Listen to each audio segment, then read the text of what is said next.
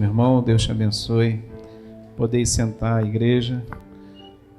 Convidar aqui o evangelista Eliel para trazer a palavra para as nossas vidas, palavra do Senhor para a sua vida e para a minha vida nessa noite. Deus te abençoe, Eliel.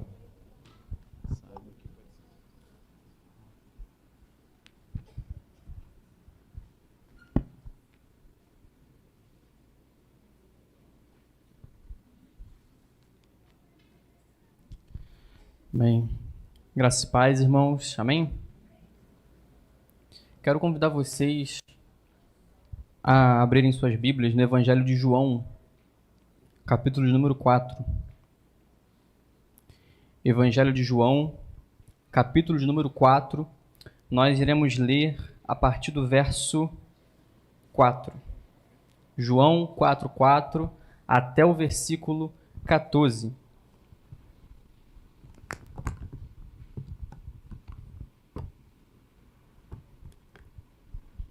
Evangelho de João, capítulo 4, do versículo 4 ao versículo 14.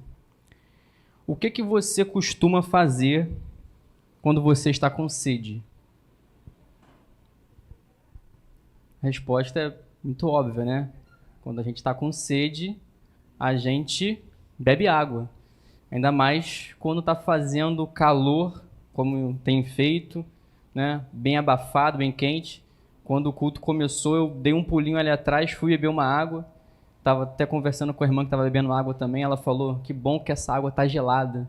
É muito bom você, quando está com muita sede, você beber aquela água gelada. Por quê? Porque aquela água ela vai matar a sua sede e ela vai te dar saciedade. Você vai ficar saciado. E agora, quando não é o teu corpo que está sedento, mas sim a sua alma, o que é que você faz? Hoje nós iremos falar sobre a saciedade da alma. E nós usaremos como texto base essa passagem da mulher samaritana. Nós vamos ler do versículo 4 ao versículo 14 para nós estarmos situados no contexto, mas nós vamos dar um enfoque maior no versículo 14. Ok? Então, diz assim a palavra do Senhor, Evangelho de João, capítulo 4, do verso 4 ao 14. E era-lhe necessário atravessar a província de Samaria. Chegou, pois, a uma cidade samaritana chamada Sicar, perto das terras que Jacó dera a seu filho José. Estava ali a fonte de Jacó. Cansado da viagem, assentara-se Jesus junto à fonte, por volta da hora sexta. Nisto veio uma mulher samaritana tirar água. Disse-lhe Jesus, dá-me de beber, pois seus discípulos tinham ido à cidade para comprar alimentos. Então lhe disse a mulher samaritana, como sendo tu judeu, pedes de beber a mim, que sou mulher samaritana? Porque os judeus não se dão com os samaritanos. Replicou-lhe Jesus, se conheceras o dom de Deus, e quem é que te pede, dá-me de beber, tu lhe pedirias, e ele te daria água viva. Respondeu-lhe ela, Senhor, tu não tens com o que tirar, e o poço é fundo. Onde, pois, tens a água viva? És tu, porventura, maior do que Jacó, o nosso pai, que nos deu o poço, no qual ele mesmo bebeu, e bem assim, seus filhos e o seu gado? Afirmou-lhe Jesus, quem beber desta água tornará a ter sede. Aquele, porém, que beber da água que eu lhe der, nunca mais terá sede. Pelo contrário, a água que eu lhe der será nele uma fonte a jorrar para a vida eterna. Mais uma vez, irmãos, o versículo 14. Aquele, porém, que beber da água que eu lhe der, nunca mais terá sede. Pelo contrário, a água que eu lhe der será nele uma fonte a jorrar para a vida para a vida eterna. Irmãos, faltam apenas 2 anos, ou melhor, 2 dias, para nós chegarmos o quê? Falta muito pouco para nós iniciarmos o ano de 2025. E quais são as suas expectativas? Tem muita gente preocupada, muita gente aflita, mas será que você já fez os seus rascunhos de planos, metas, objetivos para o ano de 2025? Porque é muito comum as pessoas colocarem os seus desejos, as suas listas de prioridades, algo que elas querem alcançar, algo que elas querem almejar no próximo ano. O ano novo é, para nós, seres humanos, muito mais do que uma mudança simples num calendário. A virada de ano, ela é um símbolo. É um símbolo de novos começos, um novo ciclo, recomeços, novas oportunidades surgem e por isso é muito comum as pessoas estipularem metas, planos, objetivos novos para esse novo ano. E aí que muitas pessoas fazem também as tão famosas promessas de ano novo. Muitas pessoas dizem, esse ano de 2025 eu vou fazer o quê? Eu vou entrar na academia. Esse ano de 2025, eu finalmente vou fazer aquele curso para aprimoramento da minha vida profissional. Eu finalmente vou fazer aquele curso para aprimoramento da minha vida acadêmica. Eu finalmente vou entrar num curso de inglês. Eu finalmente vou começar a estudar mesmo para os concursos. Eu vou fazer alguma coisa diferente ao que eu preciso. E muitas dessas promessas, convenhamos, a maioria das pessoas abandonam antes mesmo do carnaval. Antes mesmo do carnaval, a pessoa que disse que ia entrar na academia já nem fez a matrícula ainda, não vai mais. A pessoa que prometeu que ia ter controle da vida financeira em 2025, ela já vai estar com o limite estourado. A pessoa que falou que ia começar a caminhar, ela ainda nem botou o pé para fora de casa, só está na Netflix.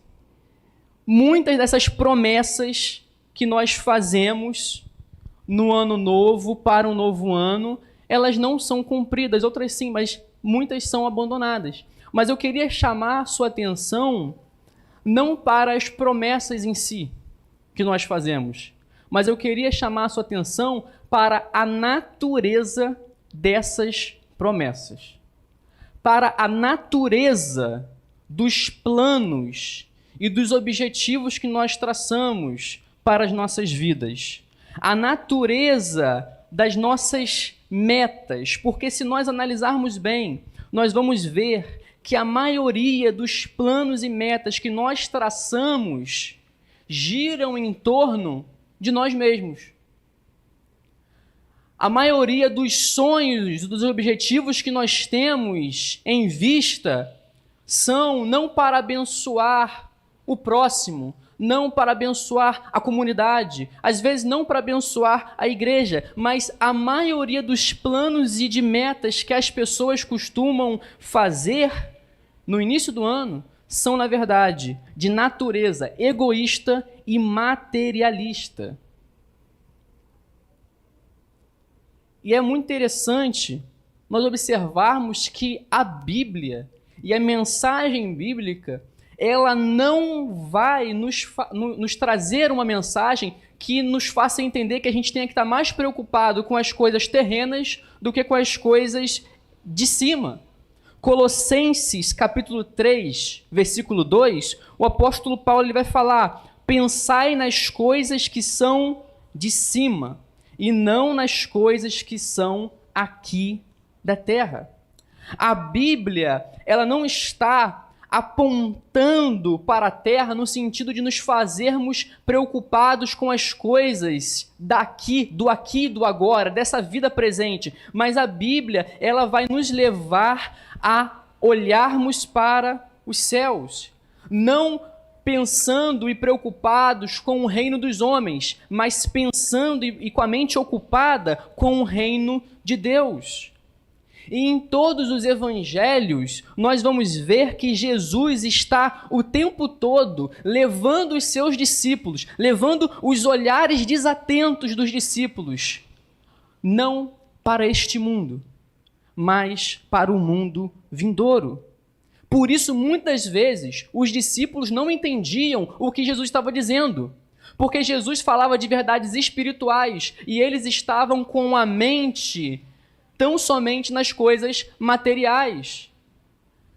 A mente deles estava no aqui e no agora, a mente deles estava na terra, enquanto Jesus falava a verdade dos céus. E por isso, muitas vezes, eles não entendiam. Quando Jesus falava que era chegado o reino de Deus, por muito tempo, eles imaginavam que esse reino seria uma potência militar para aqui e agora, para destronar e destruir os romanos. Quando Jesus disse em João 2,19 que derribariam o templo, mas ele o levantaria em 3 dias, eles pensaram que Jesus estava falando do templo físico, mas na verdade Jesus estava falando de si mesmo, em uma verdade espiritual. Aqui mesmo em João capítulo 4, os discípulos vão buscar comida para Jesus e eles perguntam a Jesus se Jesus não ia comer. E Jesus falou para eles: eu já tenho uma comida que vocês não conhecem. E eles imaginaram que Jesus estava falando isso porque ele tinha comido alguma coisa. Mas, na verdade, a comida a qual Jesus estava se referindo era o fazer a vontade do Pai. E ele vai dizer que a minha comida e a minha bebida é fazer a vontade daquele que me enviou. Mais uma vez, os discípulos não entendem o que Jesus estava falando. Por quê? Porque Jesus estava falando de algo espiritual e eles estavam com a mente ainda presa no aqui e no agora. Quando Jesus falou também sobre comer e beber do meu sangue, as pessoas perguntavam: como que a gente vai comer e beber do seu sangue? Não compreendendo que Jesus falava ali também de uma forma e de verdades espirituais. E existem muitos outros exemplos que nós podemos dar de pessoas que não estavam compreendendo o que Jesus dizia. Tem também Jesus e Nicodemos, e por fim nós temos aqui Jesus e a mulher samaritana. Porque Jesus disse à mulher samaritana: da água que eu lhe der de beber, você nunca mais voltará a ter sede.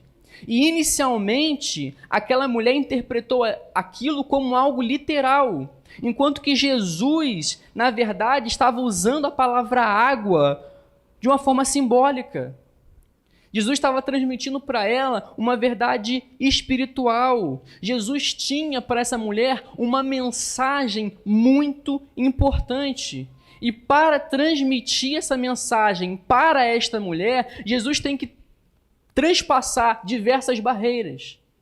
Havia ali, naquele momento, uma barreira racial, uma barreira religiosa e uma barreira social que, teoricamente, impediria Cristo de levar essa mensagem a esta mulher. Mas Jesus transpassa essas barreiras para levar para esta mulher uma mensagem. Em primeiro lugar, a barreira racial. Você vê no texto que a mulher pergunta: como tu, sendo homem judeu, me pedes água, sendo eu uma mulher o quê? Samaritana. Existia uma barreira racial que colocava judeus contra samaritanos. Acontece que os samaritanos, eles eram vistos como impuros pelos judeus. Os samaritanos eram fruto de casamentos mistos entre judeus e pessoas de outras nações. Isso está inserido no contexto da divisão do reino do norte e reino do sul. Quando outros povos vieram e levaram e entraram no reino do norte, muitos muitos do povo de Israel começaram o quê? A se casar com pessoas de outra nacionalidade, e aí você tem uma raça o quê? Misturada. Então surgem os samaritanos. Os judeus têm isso como uma abominação. E por não serem judeus puros, então eles são impuros. Não se falava com samaritanos, não se comia com samaritanos, não se comia o que vinha da mão de samaritanos, não se bebia em recipientes que foram tocados por samaritanos. Essa era a barreira racial, que Jesus já vem o quê? Desconstruindo. Quando Jesus conta a parábola do bom samaritano, Jesus está respondendo a um judeu o que é amar ao próximo. E Jesus poderia colocar como exemplo a parábola do bom judeu. O personagem que faz o bem na história poderia ser um judeu, poderia ser um etíope, poderia ser um gentil, mas Jesus faz questão de, nessa história, colocar como bom quem? O samaritano. Justamente para provocar os judeus. E aí Jesus já vai destruindo essa barreira racial. E a gente vê a barreira religiosa. Por quê? Porque além dessa questão racial, os samaritanos, eles também divergiam para adorar a Deus, era no Monte Gerizim. Enquanto os judeus em Jerusalém. Para os judeus, os samaritanos estavam errados em sua teologia, em sua compreensão acerca de Deus. Além do mais, eles ficavam apenas com o Pentateuco, com os 5 primeiros livros da Bíblia, enquanto os judeus, eles incluíam os profetas e tudo mais. Então também há uma barreira religiosa. Por fim, também há uma barreira social. O texto nos diz que a mulher foi buscar essa água no poço na hora sexta. E essa hora corresponde a meio-dia. Se você pode buscar água no poço, em qualquer horário do dia, você iria em pleno sol de meio-dia rachando? Que horário você escolheria? Umas 6 horas, mais ou menos, seria melhor, né? 6 horas, 5h30, por aí, o sol já vai estar mais calmo. E era justamente num horário mais fresco, né? Pela manhã ou pelo fim da tarde, que as mulheres costumavam ir ao poço buscar água. Mas o que chama atenção, o que surpreende, é essa mulher estar indo nesse horário, que não era comum das outras mulheres irem. Ela faz isso porque ela é uma mulher que está excluída da sua própria comunidade. Ela vai buscar água no poço sozinha. Ela escolhe o horário mais quente para ir justamente sozinha. E a possível justificativa para essa mulher ser uma mulher sozinha é o seu histórico matrimonial. Porque quando você segue lendo o texto, você vai ver que Jesus vai mostrar a ela que ela já teve o quê? Quantos maridos? E ela estava agora com um que não era o marido dela. Estudiosos apontam que essa mulher era uma mulher excluída da sua própria comunidade porque ela é uma mulher que vivia em adultério. Jesus, ele transpassa todas essas barreiras, a barreira racial, a barreira religiosa, a barreira social, para levar para essa mulher uma mensagem importante. E essa mensagem importante era qual? Mulher, aqui estão os números que vão ser sorteados na Mega da Virada. Foi isso? Não. Mulher, aqui estão os 5 passos para você ter uma vida de prosperidade. Foi isso? Não. Mulher, aqui estão os 3 passos para você começar a ter fama e sucesso na vida. Foi isso? Não. Jesus transpassou todos esses obstáculos para levar para essa mulher uma mensagem que era de natureza espiritual. Jesus leva para essa mulher uma mensagem que era sobre saciedade. Saciedade. Jesus leva uma mensagem diretamente para a alma dessa mulher, para o coração desta mulher. A mensagem importante de Jesus para as nossas vidas é direcionando os nossos olhares para cima. Jesus vai até essa mulher e não promete a ela prosperidade material, mas promete a ela saciedade espiritual. A mensagem é: da água que eu der de beber, você nunca mais terá sede. As águas que nós ingerimos nessa vida, elas tornam a nos trazer sede. Como eu falei com você, eu bebi água ali no início, já estou com sede de novo. A água da vida, que é Cristo, não. As águas onde nós buscamos para saciar o vazio da alma, elas tornam a nos dar sede. Mas agora Jesus está aqui prometendo algo. Ele está prometendo a si mesmo. Ele está se apresentando como a água da vida. E ele diz: quem beber desta água terá o quê? Saciedade. Nunca mais voltará a ter sede. Jesus, ele está se apresentando como solução para um problema. Um problema gigantesco. Um problema que já nasce com cada ser humano, que é o quê? A sede da alma, um vazio existencial.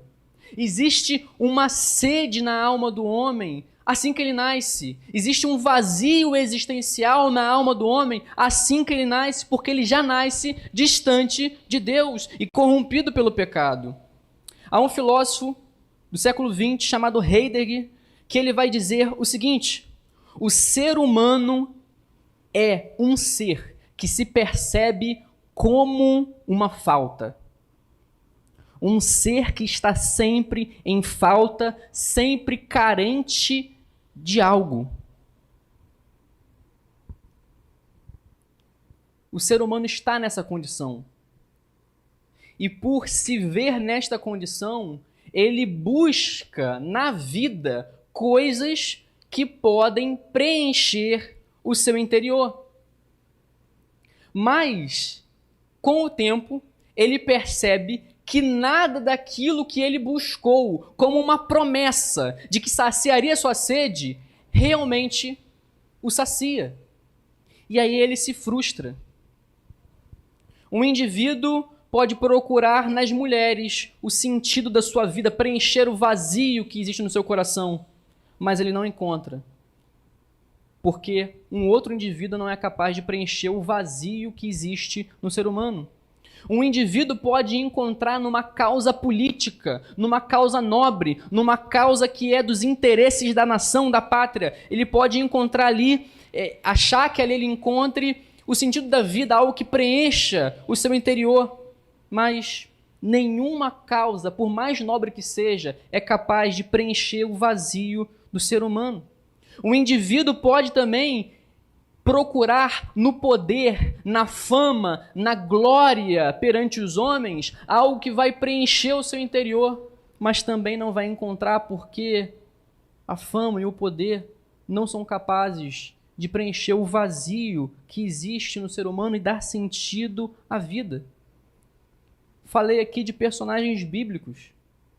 Sansão foi atrás de mulheres filisteias, talvez para preencher algum vazio em seu coração, e ele também não encontrou saciedade nisto. O profeta Jonas, alguém que não queria ir pregar para os ninivitas porque era extremamente envolvido com a causa do povo de Israel.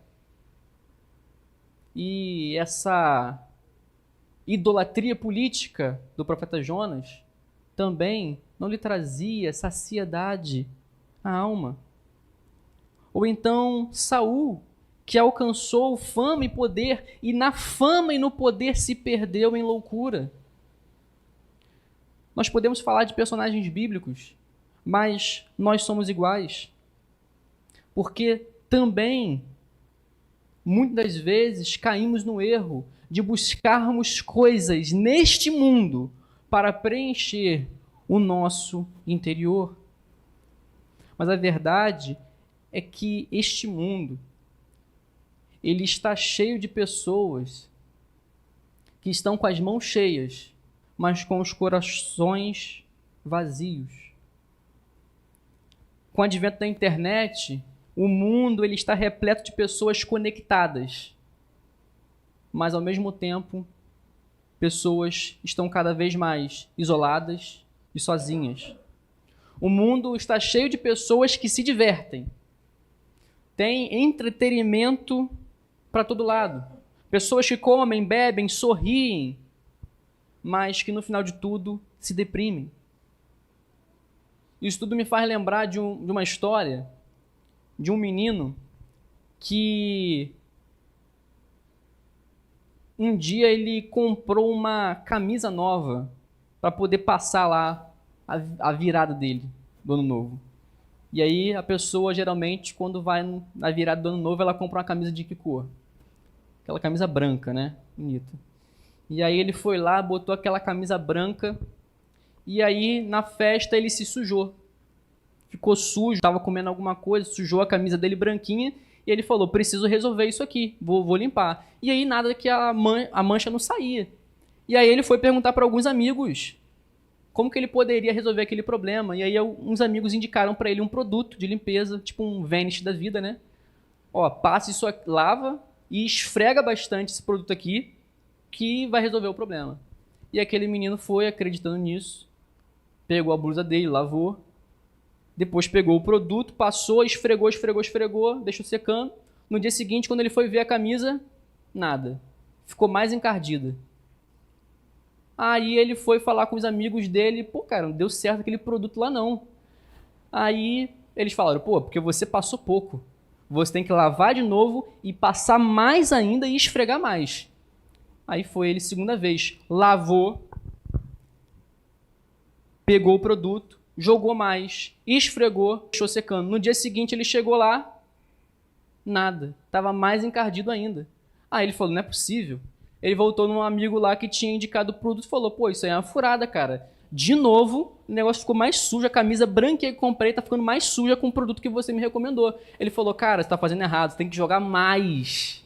Você usou quantas doses? Só isso? Tem que jogar mais. Vai lá, lava de novo, joga mais, que vai resolver o problema.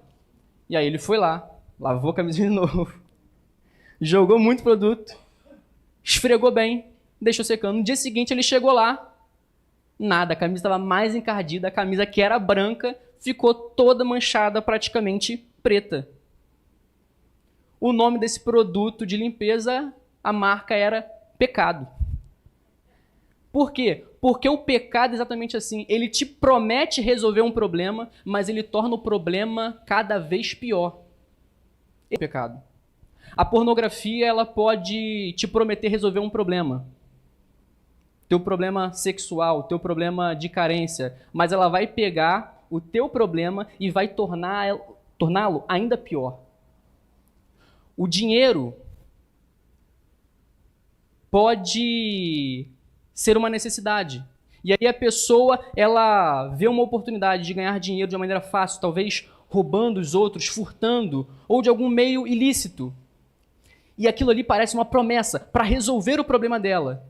Mas aquele meio ilícito e pecaminoso vai tornar o problema dela ainda maior. Ela pode se tornar o quê? Escravo de Mamon.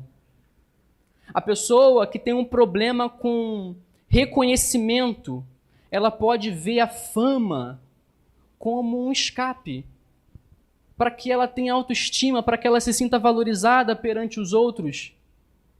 Mas vem a fama e torna aquele problema dela ainda pior, porque agora ela está presa na vaidade, está presa no egocentrismo.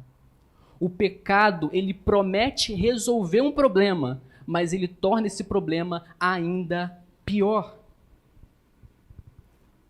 Assim é o pecado, assim é o mundo. Mas C.S. Lewis tem uma frase que é muito interessante, que diz o seguinte: se nada neste mundo pode me satisfazer, a explicação mais provável é que eu fui feito para outro mundo. Vou repetir. Se nada neste mundo pode me satisfazer, a explicação mais provável é que eu fui feito para outro mundo. Jesus apontava para esse outro mundo. Jesus, ele falava não do reino dos homens, mas do reino de Deus. Se o vazio existencial do homem é o problema, Jesus ele se apresenta como solução. E perceba que Jesus ele apresenta uma solução que não é fora dele. Ele apresenta a solução que é ele próprio. Ele não diz, olha, para esse vazio existencial existe um caminho, existe uma fórmula, existe uma maneira. Não, ele diz que ele é o caminho. Ele é a verdade e ele é a vida.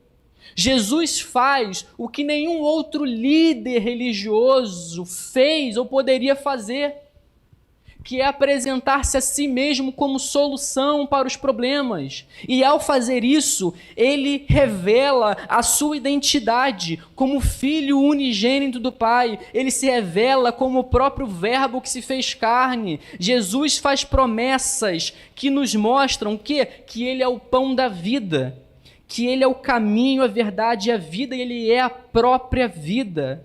Ele não se apresenta como um mestre, ele não se apresenta como um guru espiritual, mas como o próprio Deus. Jesus está falando para essa mulher algo que Deus já havia falado para o seu povo. Jeremias 2:13. Deus se apresenta para o seu povo como água viva, que pode saciar a sede deles. Jeremias 2:13 diz assim: porque dois males cometeu o meu povo. A mim me deixaram o manancial de águas vivas e cavaram cisternas rotas que não retêm as águas. Jesus está falando para essa mulher algo semelhante. Ele está dizendo, para de cavar as suas próprias cisternas, para de tentar preencher o seu vazio da sua própria maneira, com os seus próprios métodos, buscando as coisas desse mundo, buscando no primeiro, no segundo, no terceiro marido. Para e vem até mim, que sou a verdadeira fonte de água vida. É isso que Jesus está falando para essa mulher. É isso que ele está falando para cada um de nós nessa noite. E diante dessas declarações de Jesus, como eu sempre costumo dizer, não tem como ficar em cima do muro. Ou você aceita ele completamente, ou você rejeita ele completamente. Tem pessoas que gostam de ficar em cima do muro quando é Jesus o assunto. Quem foi Jesus para você? Ah, Jesus foi um grande líder. Jesus foi um ser iluminado que passou aqui na Terra. Não. Ou ele é quem ele diz ser, Filho de Deus, água viva, o Verbo que se fez carne, ou ele é um louco, ou ele é um mentiroso. Se eu chegasse para você nessa noite e dissesse para você que eu sou a reencarnação de Jesus, você só teria 3 opções. Ou ele ficou maluco, porque ele acha que é a reencarnação de Cristo, ou ele está mentindo, porque ele sabe que não é, mas mesmo assim está falando que é, ou ele realmente está falando a verdade. Só tem essas 3 opções. Quando se fala sobre Jesus também, só tem essas 3 opções. Ou ele é louco, ou ele é mentiroso, ou ele é verdadeiro. E essas 3 opções só nos deixam 2 alternativas. Que é o quê? Ou eu me rendo a ele completamente, ou eu nego ele completamente. Não tem como ficar em cima do muro quando se trata de Jesus. Ou seja, ou você mergulha nesta água de uma vez por todas e bebe desta água que ele está te oferecendo, ou você vai cavar as suas próprias cisternas, vai cavar os seus próprios poços. E aí, quando você bebe desta água, você pode fazer coro ao que está escrito no Salmo de número 23, que diz para a gente o seguinte: o Senhor é meu pastor, nada me faltará. O Senhor é meu pastor, ponto e vírgula, nada me faltará. O E não existe não, tá? O Senhor é meu pastor e nada me faltará? Não. O Senhor é meu pastor, ponto e vírgula, nada me faltará. E o que esse versículo quer dizer? Que nesse mundo eu não vou ter falta de nada. Eu vou ter tudo o que eu preciso nesse mundo. Todos os meus sonhos, todos os meus planos, todos os meus objetivos aqui e no agora vão ser realizados. Eu não vou me frustrar em nada, eu vou ter tudo. Não, não é isso que esse versículo está dizendo. Esse versículo não está falando sobre uma realidade material, mas está falando de uma realidade espiritual. Está dizendo para nós o seguinte: quando o Senhor é nosso pastor, nós não temos falta de absolutamente nada. Por isso, nada me faltará. Por quê? Porque o Senhor já é tudo o que eu preciso. Ele é o meu pastor. Quando Deus é o nosso Senhor, nós não temos falta de nada. Com o Senhor, nós nos encontramos completamente saciados. Nós não precisamos de algo a mais. Nós não precisamos cavar novas cisternas. Nós não precisamos buscar algo que vai preencher o nosso vazio, porque nós já estamos completos. Abacuque 3 é um exemplo disso. Ele vai dizer lá no capítulo 3, ainda que a figueira não floresça, ainda que não haja fruto na vide, ainda que os campos não tenham mantimento, nos currais não haja gado, todavia eu me alegrarei no Senhor, exultarei no Deus da minha salvação. Abacuque estava dizendo, ainda que eu não tenha nada aqui na minha vida agora, eu tenho o Senhor, e isso é suficiente. Eu vou me alegrar, eu vou me regozijar, e eu vou adorar o nome dEle. Geralmente, irmãos, os nossos planos e as nossas metas são voltados a esse mundo material, por assim dizer. É óbvio que nós devemos ter metas, nós devemos ter planos, nós devemos ter certas ambições na vida. Sim, nós não podemos demonizar ou generalizar, mas a tônica do Evangelho é que o principal, o mais importante, é o reino de Deus. Por isso Jesus diz, buscai, pois, em primeiro lugar, o reino dos céus, o reino de Deus e a sua justiça. As demais coisas vos serão acrescentadas. É por esse motivo que você deve fazer uma lista assim, de planos, objetivos e metas para 2025. Mas a natureza desses seus planos e dessas metas deve ser algo mais parecido com orar mais, jejuar mais, meditar mais na palavra, ler mais as Sagradas Escrituras, pecar cada vez menos, ser menos omisso quando vê a necessidade, ser mais ativo na obra do Senhor, ser menos egoísta, ser menos vaidoso, ser menos ganancioso, se esvaziar de si mesmo e se encher daquele que realmente nos sacia. Podemos colocar como meta perder menos tempo com futilidades, começar a remir o tempo, dominar as paixões da carne, e isto é colocar Deus como prioridade, colocar o reino dele como prioridade sobre as nossas vidas. Precisamos entender isso e precisamos viver essa verdade. E entendermos que só em Deus, só aos pés de Cristo, nós realmente temos saciedade. Não podemos incorrer no erro do povo de Israel, porque o povo de Israel deixou a água viva para criar suas próprias cisternas, tentar saciar sua sede em outros lugares. O próprio rei Davi fez isso. O rei Davi abandonou a lei do Senhor em determinado momento e construiu sua própria cisterna, seu próprio projeto para tentar satisfazer a sua carne. Mas o crente fiel, precisa se lembrar diariamente que é nesta água que ele pode beber, que ele pode mergulhar, é onde ele realmente vai se encontrar saciado. Não é no pecado, é naquele que venceu o pecado por nós. Mais uma vez, quero chamar sua atenção para o versículo 14. Jesus diz: aquele, porém, que beber da água que eu lhe der, nunca mais terá sede. Perceba, a água é ele próprio. Mas quem tem que beber dessa água? Você. Cristo, ele está se oferecendo. Essa água, ela está acessível. E o que está acessível? O que é essa água? Essa água é a paz. Essa água são as bênçãos espirituais que nós lemos no início em Efésios 1. Essa água são os perdões dos pecados.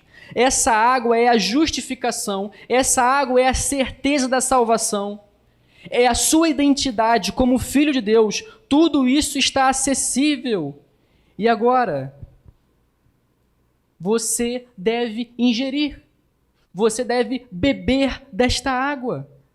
E você pode beber desta água cada vez mais e mais. Porque o Evangelho, ele não é como um lago que você vai caminhar quilômetros e a água vai continuar batendo na cintura. Mas o Evangelho é como um oceano, que quanto mais você vai, mais profundo, mais imersivo você pode estar nele, em Deus, nas verdades de Deus, no Evangelho. A alma do crente, com essa água, ela não apenas é saciada, mas ela também, a alma, ela fica sarada e purificada. Essa água, ela é poderosa para curar as feridas que a vida traz. Essa água, ela é poderosa para curar a culpa pelas feridas que causamos. Essa água, ela é poderosa para curar os traumas da vida e também é poderosa para curar a culpa pelos traumas que você causou aos outros na vida. Essa água, ela é poderosa também para purificar de toda maldade, de toda iniquidade, para lavar os nossos corações. Como diz lá em Ezequiel 36, 25, Deus, ele fala o seguinte: então aspergirei água pura sobre vocês. Ezequiel 36, 25.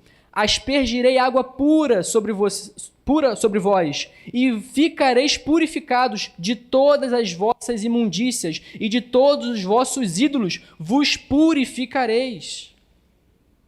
Essa água está à nossa disposição hoje. Essa água está à disposição todos os dias. Jesus se revelou a essa mulher como Messias, como Filho de Deus. Na continuação do texto, no versículo 25 e 26, nós podemos ver isso. João 4, 25 e 26. A mulher respondeu: eu sei, respondeu a mulher, que há de vir o Messias, chamado Cristo. Quando ele vier, vos anunciará todas as coisas. Disse-lhe Jesus: eu sou, eu que falo contigo. Jesus se revela a essa mulher como a água da vida, como o Messias, como Cristo. E a reação dessa mulher é a seguinte: ela vai para o povo dela, para a comunidade dela, e ela vai dizer: encontrei o Messias. E as pessoas acreditam no testemunho dela, chamam Cristo e veem com seus próprios olhos que Jesus é o Cristo, Jesus é o Messias. Os samaritanos foram mais rápidos para reconhecer a identidade de Cristo como Filho de Deus do que os próprios judeus. Jesus transformou esta mulher que era excluída, essa mulher que era repudiada, essa mulher que era portadora de uma mensagem ruim, que era transmitida pela sua vida. Ele transformou ela em uma portadora de uma mensagem que traz vida eterna. Jesus transformou a vida dela. Jesus confiou a ela o testemunho sobre a sua identidade. E aí, a conclusão dos samaritanos que ouvem essa mulher é a seguinte: Este é o Salvador do mundo. É isso que eles dizem. Este é o Salvador do mundo. E a sua conclusão, qual que é? Qual que é a sua conclusão? Já que não dá para ficar em cima do muro quando se fala sobre Jesus. Se a conclusão é que ele realmente é a água da vida, meu irmão, você precisa mergulhar cada vez mais nesse rio e se deleitar nele. Se deleitar nesta água que traz saciedade. John Piper, ele diz que nós temos poder do alto para vencermos os pecados e as tentações da vida quando nós aprendemos a encontrar tempo, irmãos, para nós encerrarmos.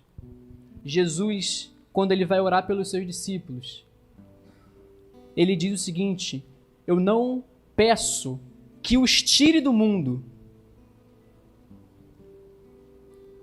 Jesus fala, eles não são do mundo como do mundo eu não sou, mas eu não peço que você tire eles do mundo, mas que proteja eles do maligno. Então, por mais que nós sejamos chamados a vivermos com a mente nos céus, pensando nas coisas que são do alto, como diz em Colossenses 3:2, ainda assim estamos aqui na terra. Então, o que devemos fazer? Devemos estar vivendo aqui, mas como cidadãos do reino dos céus. Devemos estar aqui, com os nossos pés na terra, mas termos a mentalidade de filhos do Altíssimo. E isso significa que nós vamos ser diferentes do mundo. O nosso vocabulário vai ser diferente do mundo. O nosso comportamento vai ser diferente do mundo. O nosso estilo de vida vai ser diferente do mundo, porque o mundo pensa no aqui e no agora, se importa com as coisas materiais, mundanas e terrenas e passageiras, mas nós vivemos para o reino de Deus e vivemos o reino de Deus, então a nossa vida é diferente. Precisa ser diferente. E quando a gente vive dessa forma, a gente está ao mesmo tempo testemunhando que nós temos dentro de nós desta água que jorra para a vida eterna. Quando nós agimos nesse mundo como cidadãos do reino de Deus, como peregrinos e forasteiros, nós estamos testemunhando que nós ingerimos da água da vida. E nós podemos apresentar dela para outras pessoas. Assim como a mulher samaritana fez. Que Deus possa nos abençoar e que a gente possa ingerir mais dele a cada dia. Vamos orar?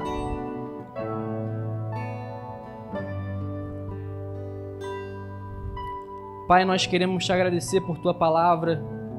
Queremos te agradecer, Senhor, porque tu és tão bom conosco. E nós não somos merecedores. Te agradecemos, Deus, porque conseguimos entender que é por Tua graça, que é por Tua misericórdia que estamos de pé, Senhor. Te agradecemos, Deus, porque o Senhor sacia a nossa sede. O Senhor cura a nossa alma de todas as enfermidades.